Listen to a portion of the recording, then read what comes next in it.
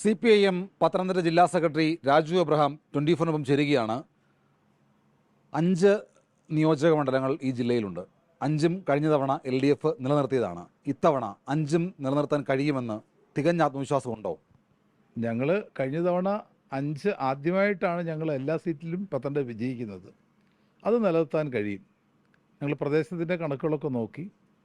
പ്രദേശത്തിൻ്റെ കണക്കുകളൊക്കെ പിന്നീട് പരിശോധിക്കുമ്പോൾ ചില പഞ്ചായത്തുകളിൽ UDF മേധാവിത്വം വരും ഈ ഓരോ അസംബ്ലി മണ്ഡലങ്ങളിലും.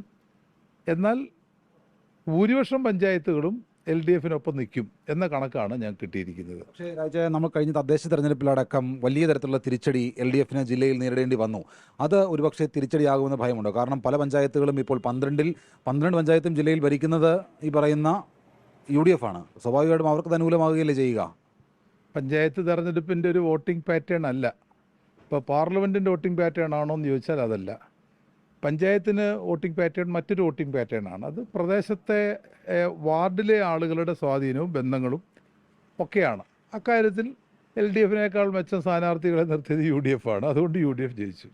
എന്നാൽ അസംബ്ലി ഇലക്ഷൻ വരുമ്പോൾ അത് സ്വാഭാവികമായിട്ടും കേരളത്തിൻ്റെ ഭാവിയാണ്. കേരളം അപ്പോൾ ഇന്നത്തെ കേരളം ഇപ്പം നമ്മുടെ രാജ്യത്തെ ഒരു സ്റ്റേറ്റിനോടും നമുക്ക് താരതമ്യപ്പെടുത്താൻ കഴിയത്തില്ല. ഇവിടുത്തെ സൗകര്യങ്ങൾ ഇപ്പോൾ ഇന്ന് പോലും വായിച്ചൊരു വാർത്ത, ഉത്തർപ്രദേശിൽ നിന്നൊരു കുടുംബം ഇവിടെ കേരളത്തിൽ വന്ന് കോഴിക്കോട് വന്ന് അവരുടെ ഒരു കുട്ടിയെ അവിടുത്തെ ഒരു ഗവൺമെൻറ് ഹയർ സെക്കൻഡറി സ്കൂളിൽ ചേർക്കുകയാണ്.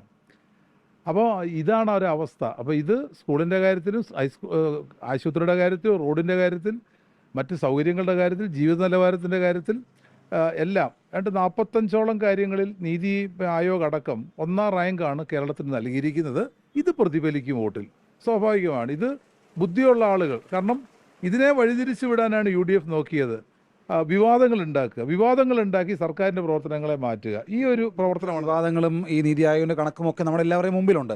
പക്ഷേ UDF സംബന്ധിച്ചുകൊണ്ട് UDF KPC ആസ്ഥാനത്ത് പന്തലടക്കം ഇട്ടിട്ടുണ്ട്. മധുരപലഹാരങ്ങൾ വിതരണം ചെയ്യാനുള്ള തീരുമാനം എടുത്തിട്ടുണ്ട്. ആഘോഷങ്ങൾ തുടങ്ങി കഴിഞ്ഞിരിക്കുകയാണ് UDF. അത് അവരുടെ അമിതാത്മവിശ്വാസമാണോ? അമിത വിശ്വാസം തന്നെയാണ്. പന്തലവരിട്ടോട്ടെ, നല്ല വെയിലാണ്. അൾട്രാവയലറ്റ് രശ്മികൾ അടിച്ചാൽ അവരുടെ തുടുത്തു നിൽക്കുന്ന ശരീരങ്ങളിൽ അവർക്ക് സൂര്യാതാപം വെക്കും. അതിൽ നിന്ന് രക്ഷപ്പെടാൻ ആ പന്തൽ അവിടെ നിൽക്കട്ടെ എന്നുള്ളതാണ്. അത് പന്തൽ പൊളിക്കേണ്ട ആവശ്യമേ ഇല്ല എന്നുള്ള അഭിപ്രായമാണ് എനിക്കുള്ളത്. എന്തായാലും കേരളത്തെ സംബന്ധിച്ചിടത്തോളം നമുക്കിവിടെ പന്തലോ പടക്കത്തിൻ്റെ ഒന്നും ആവശ്യമില്ല. ജനങ്ങളാണ് LDF അണിനിരക്കുന്നത്.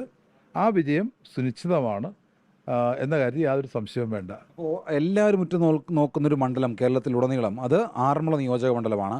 ആറന്മുളയിൽ കഴിഞ്ഞ തവണയത്തേക്ക് വീണ ജോർജിൻ്റെ ഭൂരിപക്ഷം നമുക്കറിയാം. ഇത്തവണ 30,000 നമുക്ക് പ്രതീക്ഷിക്കുന്നതാണ് പറയുന്നത്. പക്ഷേ അവിടെ UDF സ്ഥാനാർത്ഥി അഭിനവർക്ക് വിജയിച്ചൊരു പ്രതീതിയിലാണ് അതുവഴി നടക്കുന്നത്.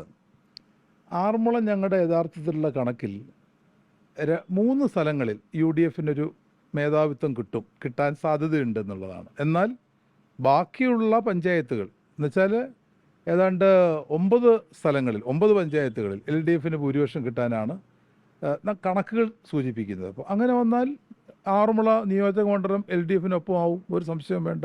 അതിൻ്റെ അകത്ത് മറ്റ് സംശയങ്ങളേ ഇല്ല. അപ്പോൾ എന്തായാലും UDF അധികാരത്തിലേക്ക് വരും എന്നുള്ളത് അവിടെ അമിത ആത്മവിശ്വാസമാണ്. അവർ പന്തലൊക്കെ ഇട്ടോട്ടെ, ഈ കടുത്ത ചൂടുള്ളത് കൊണ്ട് സൂര്യതാപം ഏൽക്കാതെ രക്ഷപ്പെടാം എന്നുള്ള കാര്യമാണ് UDF മറുപടിയായിട്ട് CPM ജില്ലാ സെക്രട്ടറി രാജു അബ്രഹാം പറയുന്നത്. പത്തനംതിട്ട ജില്ലയിൽ കഴിഞ്ഞ തവണ LDF നിലനിർത്തിയ 5 നിയോജക മണ്ഡലങ്ങളും ഇത്തവണയും LDF തന്നെ ഉണ്ടാകും എന്നുള്ള പ്രതീക്ഷ കൂടി രാജു അബ്രഹാം പങ്കുവെക്കുന്നുണ്ട്. സഞ്ജയ് ഇക്ബാലിനൊപ്പം പത്തനംതിട്ടയിൽ നിന്ന് ഷിജോ കുര്യൻ, 24.